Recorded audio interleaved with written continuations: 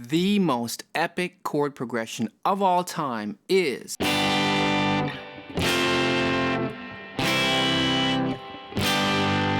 Now you might say, what's the big deal? G, F, C?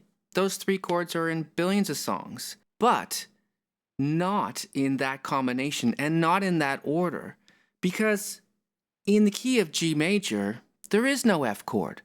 So what gives? And how is it that these chords have formed the basis for so many epic rock songs like Sweet Child of Mine, Sweet Home Alabama, or the hoo-hoo section of Sympathy for the Devil, or the na-na-na section of Hey Jude? These songs are all in a Mixolydian mode. We're going to explain how that works. I'm going to give you the quick explanation first, and later on near the end of the video, we'll do the full, more detailed explanation.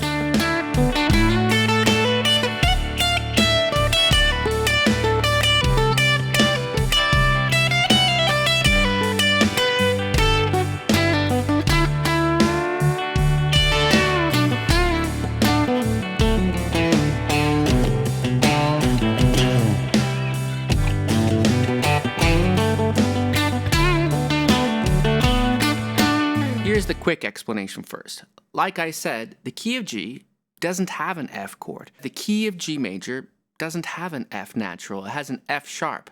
So that chord is not in the key of G. In fact, the whole thing is not G major. It's a mode called Mixolydian. And here's the quick shortcut to Mixolydian. Whenever I'm playing a new song that I'm not familiar with, and I notice that a 1 chord moves down a whole step, 2 frets on the guitar, then that's generally a really good tip-off that it's a Mixolydian-based song. These famous epic songs typically go 1 chord, 7 chord, down a whole step. Maybe you could call that flat 7. It's down a whole step. 4 chord, and then 1 chord. So in relation to G, that would be G, F, C, G. If we put that in a different Mixolydian key, for example, Sweet Child of Mine is in D Mixolydian, that would be D, C major, G major, D. And whenever I see that little trick, I know that that's a great sign, because that means there's a whole bunch of cool things that we can do to solo over top of that sequence. Whenever you see that 1, 7 down a whole step, 4 chord sequence, you can play the major pentatonic for that 1 chord. You could play the Mixolydian scale for that 1 chord if you know how. That's a bigger subject, and we'll do in another video. Or you can play the minor pentatonic. Those are your main choices in a rock and roll context anyway, is major pentatonic and minor pentatonic.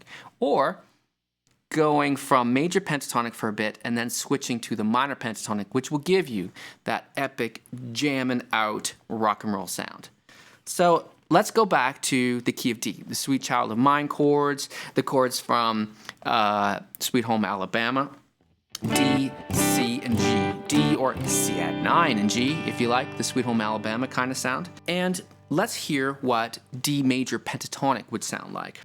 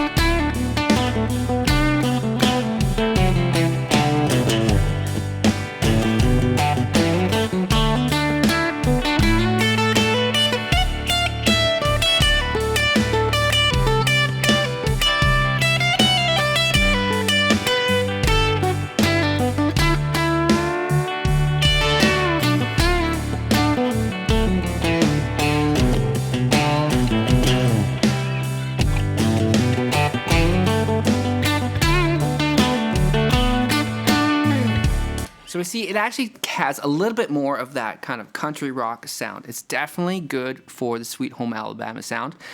Maybe it's not as Guns N' Roses, but it definitely can be used. We've just launched a brand new members-only Patreon site that's going to have way more lesson content like this, plus jam tracks you can download, practice tips, lots more tabs, and so much more. Check it out, it's on Patreon, the link is below. Remember that if you want to find your D major pentatonic, you can use the first finger pinky rule, right? First finger pinky rule means that if you put your first finger on D, you have D minor pentatonic. And if you put your pinky on D, you have D major pentatonic. Very different sound. Easy way to find it. So let's hear what D minor pentatonic sounds like on it.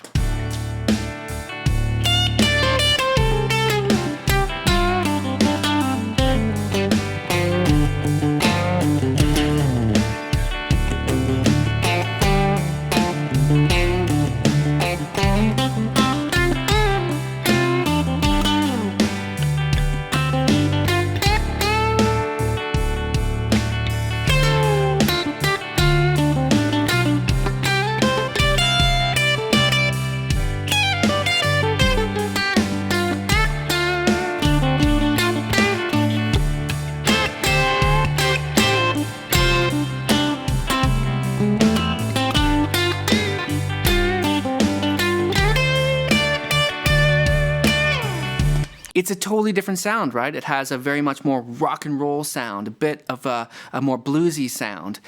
And you could even say, if you have a longer section to do a solo on, maybe you're jamming with friends, you could do a section of D major pentatonic, and then you could do a section of D minor pentatonic. Let's see what that sounds like.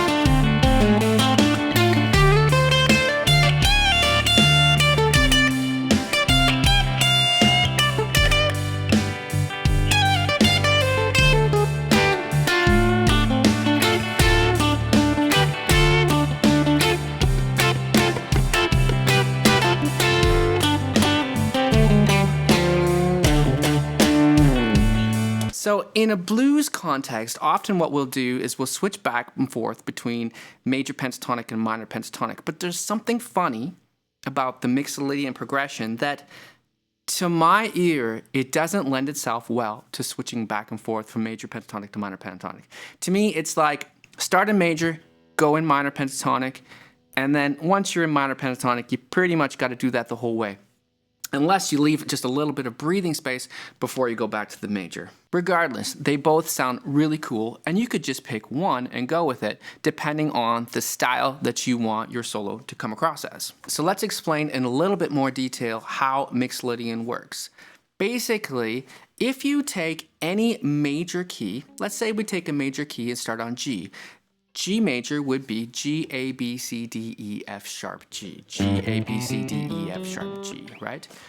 And each one of those steps has a chord. It would be G major, A minor, B minor, C major, D major, E minor, F sharp diminished.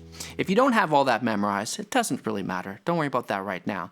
Just remember this next part. That is that when you take a major scale, but you start on a different note, so we're not starting on G in this case. Let's say we start on D, for example. And then we have the scale D, E, F sharp, G, A, B, C. We have